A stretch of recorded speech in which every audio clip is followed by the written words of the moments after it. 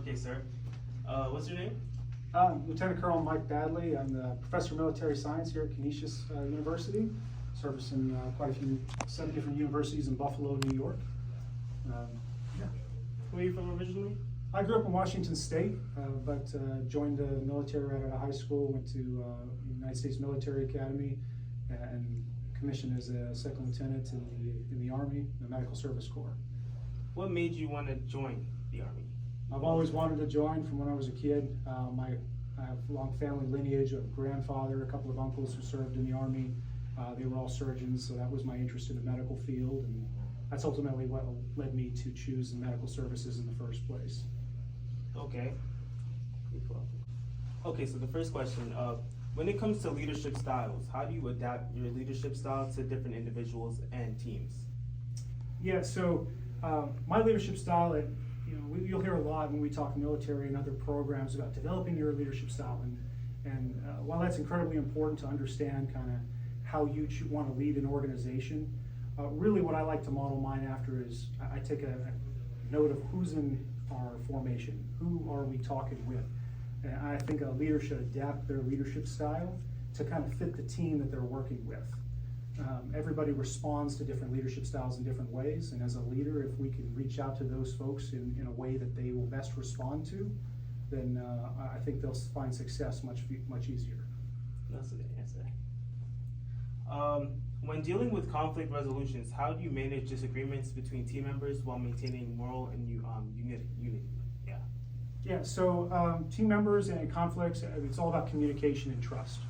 So when we get to, when we have team members that have conflicts, we want to kind of get to the root of the problem. Is it a personality conflict? Is there a specific instance? Is there, and a lot of times it boils down to miscommunication. Somebody interpreted something a little bit incorrectly or just had a different understanding of maybe a task at hand.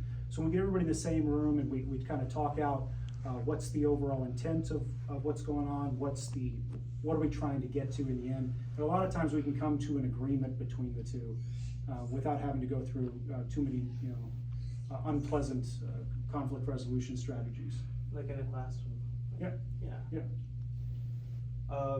How do you set and communicate clear goals for your team, and what strategies do you use to ensure accountability within your team? Yeah, so clear goal starts from the top. So we're providing what's our overall intent in our end state, and then we're going to give guidance on kind of how do we get there. So it starts from this program in particular. So I get guidance from our superiors up in the brigade command and the cadet command, and they'll give ideas of how we should go about our programs. Because ultimately there's quite a few programs across the U.S. Servicing more than 20,000 cadets across the U.S. And in the end, we're all trying to produce lieutenants of the same quality and caliber, and ultimately able to lead our sons and daughters. So our challenge here when we're developing that leadership style and working with our goals for your team, and what strategies do you use to ensure accountability within your teams? Yeah. Okay. Yeah. So communicate with our team. So we get clear guidance from our higher headquarters, and as my role in this is the lead professor of military science for our program, is to communicate those goals and intent with subordinate cadre and work with that team as well as our senior cadets, our MS4s. This is a cadet-led program. So we work with those folks, with those cadets to build a team and goals for our field exercises. How are we going to train all of our cadets not only in military tactics, but in development of them as individuals for characters. So then we take those items and we go test those folks at field exercises and in the classroom as well. And ultimately kind of putting folks in different situations to test what they've learned and their knowledge. Some are as simple as how to assemble weapons or how to do radio contact, how to do land navigation. Others can be very difficult ethical dilemmas with no clear answer. And really what we're trying to do is develop officers, cadets that become officers in the military that are able to use critical thinking skills to navigate difficult situations and introduce a sense of calm demeanor into chaos when faced with it. Okay, resilience to team, right? Okay. What are some ways you build resilience in both yourself and your team? Yeah, so it's all about involvement, staying together. From our cadre and our cadets, we're all involved with exercises to include PT in the mornings and in the classroom. So we work with each other to produce kind of one team as a whole. And so that way, if there's anybody that's struggling, or whether it's in the classroom, maybe something's going on in their personal life, they've always got a battle buddy, somebody that they can reach out to in our program that they can get assistance with. And it could be their squad leader, their other cadets that are able to help them along the way, kind of mentor them, or it could be the cadets, the cadre themselves. And I'll whip to myself, we have an open door policy. Any of our cadets can come talk to us about a problem, even if it has nothing to do with ROTC, maybe they're struggling academically. We'll be able to get them in contact with resources they can use to help improve and kind of get back on track where they need to. Okay. All right. How would you describe your leadership philosophy, and how do you apply it to the ROTC program? Yeah, so my leadership philosophy is all about inclusivity and being one team. So we all work towards the same goal. I've been fortunate in my career to work with the Army, the Navy, the Air Force in a joint atmosphere, as well as with our partner countries overseas, all trying to get towards the same end state. And working towards that common goal and helping each other out, I think, is centric to success, as well as trusting all of our leaders. So we want to develop our junior leaders to be able to take action and achieve our end state. As far as a cadet here and as a program here, my main goal is to open opportunities. So every one of our cadets has the opportunity to grow and develop their leadership styles, and they'll be able to achieve success, whether it's in the active duty, the National Guard, or the reserves. But they'll get there by taking advantage of the opportunities we provide them, both in the classroom as well as extracurriculars. PT, all of our cadets get chances to lead those different sessions, to be in charge of other cadets, and ultimately they'll develop their leadership styles. Yeah. So speaking of future leaders and creating future junior officers, what character traits do you think qualifies a person as a good potential leader? Somebody's able to communicate with their peers, their subordinates, their superiors. We've got to have those open lines of communication to be able to understand the higher mission, as well as to facilitate that mission down to our lowest levels. That's where we gain a huge advantage in our military, is our trust that we build from that communication. Got to have trust in our subordinates and our seniors, those to the battle buddies to the left and right, that they're going to be there to perform that role so we can work together as one team. But that trust, we trust our subordinate leaders to take violence of action if need be, or really just to respond to complex scenarios in a calm, collected manner, all working towards the same end state. Additionally to that, you've got to have respect in each other, respect for both our battle buddies as well as the area that we're in. So if we find ourselves often operating in foreign environments, and we've got to be able to respect both the local culture, the local heritage, the people there, ultimately if we want to win the long game. Thank you, sir. Yeah. How selective is it when it comes to joining the ROTC program and being able to be a part of this organization? Yeah, so joining the ROTC program, particularly for freshmen or those just first coming in, really it's open to just about anybody. There's a few requirements as far as being a citizen and whatnot, but generally speaking, anybody can come in and audit the classes or join initially and learn and start learn about the Army. Maybe they get to join a little bit, learn about their own leadership skills and styles.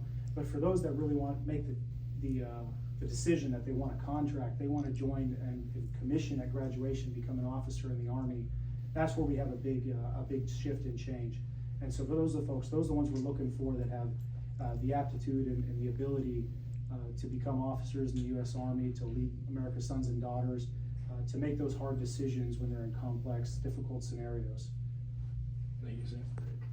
Yeah, so community engagement is extremely important for really two big perspectives from where I sit. So one is it's a recruitment. We recruit from the local communities, particularly in where we're at in our program. So we want to go out and talk with the students, the underclassmen, the high school students. Several of our high schools in this area have junior ROTC, and so we want to integrate both their programs, the junior ROTC programs and the senior ROTC programs at the universities. But we recruit from those groups and from on campus.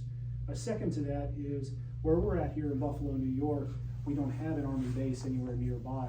And so when our folks walk around, our cadets are in uniform, our cadre in uniform in the local community, we are the local visual representation of the Army to the local community here. And so they'll look to us as, it's a bit of an anomaly to see somebody in uniform in this area that's still on active duty. So we have to keep that in mind and want to make sure that we're representing the Army well, the program well, Cadet Command well, and ultimately fostering a good relationship with the community. Thank you, sir. What are the biggest challenges you face in managing the program, and how do you address them? Yeah, biggest challenges I face, this is a dispersed, diverse program. So this program right now has 7 different universities that work together, and next year we're gonna increase that to 10. So we'll have 10 universities across a pretty wide range of Western New York that all can, including Northern Pennsylvania, that will actually come together, work as one. Our cadets go to field exercises and labs together, and really kind of making sure that all of those cadets have a similar experience and are able to all have all the same opportunities to get involved with whether it's Colored Guard or some of our events like Ranger Challenge and other opportunities. We want to make sure that we extend that to every one of them so they can grow and develop their leadership styles. Ultimately, each cadet's success through the program is heavily driven on the involvement of that cadet and how much they're willing to engage themselves in these extra opportunities. Thank you, sir. Can you share a particular rewarding experience from your time commanding the ROTC program? Yeah, so my time's been pretty short so far, but it's really been great. This is one of the most rewarding jobs I've ever had. But one specifically, about a month ago or so, we had the opportunity to oversee a commissioning ceremony for 3 of our recent graduates as they finish this program and they culminate as their time as cadets, and then they move on to go out to join their units. So they pin the second lieutenant, went into active duty, the reserves, the National Guard, and they prepare to go out and join their actual units. So celebrating all that hard work from years of hard work, physical fitness, mental agility, completing their academics. Really, it's both a 2-part event. It's celebrating their successful completion of the program, but it's also an exciting opportunity to send them off into the Army to go join units all across the globe. Like a parent. Yeah. Why did you want to become an officer rather than being enlisted? Yeah, so both are great options to offer opportunities for folks looking to challenge themselves. Coming out of high school, I went to the military academy, and one of the things that I always wanted to do is I always wanted to challenge myself. The harder I challenge myself, the more doors it tends to open, and that was my thought process going in. And my whole career has been all about opportunities. How many opportunities or open doors could I possibly open? So the harder the route, the more doors and opportunities open, is generally speaking it. And that's part of the philosophy I want to bring to this cadet program here is how many opportunities can I open for our cadets and allow them a chance to succeed. And in the last question you mentioned that you're typically new here, right? You're new here. How do you adapt to new posts and environments? Yeah, so military, we move quite frequently. Officers tend to move roughly every 3 years, enlisted maybe it's a little bit longer.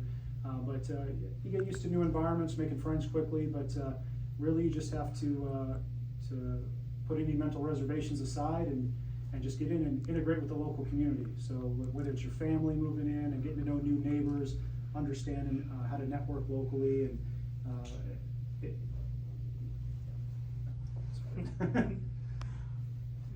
Sir, since you said you deployed with the 10th Mountain, how did you use your deployment managing, commanding skills and relate it to commanding the ROTC program?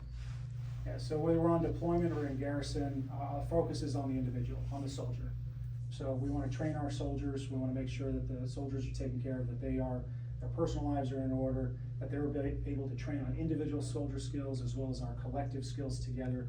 So ultimately when we deploy, when we're faced with harsh realities, we can work as one team and towards one goal. So that relates here to Cadet Command is we're looking to develop each of our cadets. We want to make sure they grow and develop their own leadership skills, their critical thinking skills. That's why when we go through our curriculum here, our junior cadets will go through some introduction classes to the Army. As it grows, we'll get into tactics, and ultimately we'll kind of culminate with a lot more classes in ethics And throughout all of that, we're doing physical fitness and training. We're putting our senior cadets in charge of junior cadets in like military formation in squads, platoons, giving them a chance to exercise those leadership capabilities. All of this is centered around developing our cadets and our individuals.